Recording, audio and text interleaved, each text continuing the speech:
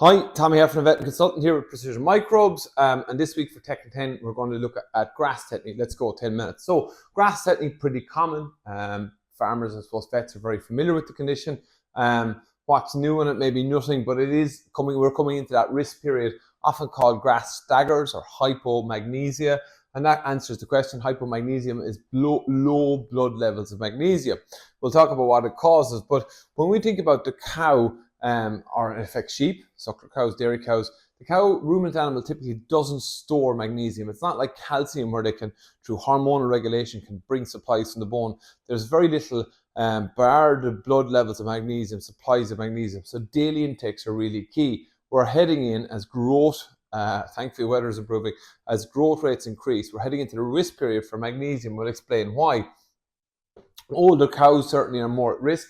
Actually, at weaning time, suckler cows, the stress, because that can affect dry matter intakes, are more at risk as well. So anytime a cow is producing more milk, along with the grazing conditions that reduce or increase the risk of magnesium, it is why we see it this time of year, simply because more magnesium is going out in milk.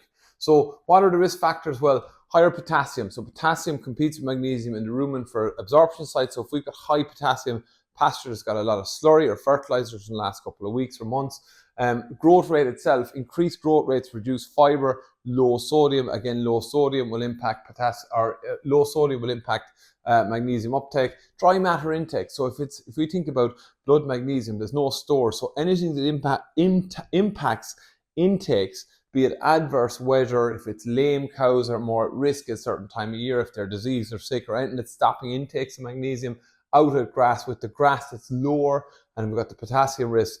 That's why we always see issues here. Rumen health. So we're doing a lot of work at the moment in the rumen cow space. So if you've had challenges with rumen health, with cows with rumen drops and nitrate issues over the last 2 to 3 years, it's a new phenomenon. Contact us at info at Precision Microbes. We're talking to people about some work we're doing with cows on the rumen health space. But again, that rumen health issues the rumen microbiome will increase the risk of grass tetany. What we want cows to be getting is about 25 grams per head per day. But let's talk about clinical signs. When we think about magnesium's function, it's got a lot of functions, but importantly in nerve and muscle function, it's controlling, I suppose, synapses and controlling nerve and muscle function. When we remove magnesium, we've that uncontrolled tremors. We obviously, the end stage is the cow is down in cardiac arrest. It's a true veterinary emergency. When subclinical, so cows that are standing that can show nervous signs, it can be really hard to predict. It can be dangerous. That would be my own experience. So you very rarely see them, and unfortunately with clinical signs we don't have much time either. When we think about treating grass tetany, it's a real veterinary emergency. Time is of the essence. We use magnesium sulfate under the skin, but some cows need to be sedated. Your veterinarian, very carefully, will add calcium, magnesium to the vein, but that's something very much that vets should be doing, and looking at cardiac function at the same time. What I suppose is really interesting, the point of Tech and 10 as well, is to highlight, look, this is, if we want to know we're in a risk period, we want to look at supplementation, and the big thing with magnesium is consistency during the risk period of magnesium supplementation. Magnesium oxide works well, but through water, through feed. It may be included in feed already at this time of year. People do pasture dusting, and I don't think that's too complicated. Some people still use magnesium boluses that have had issues in the past that are high risk.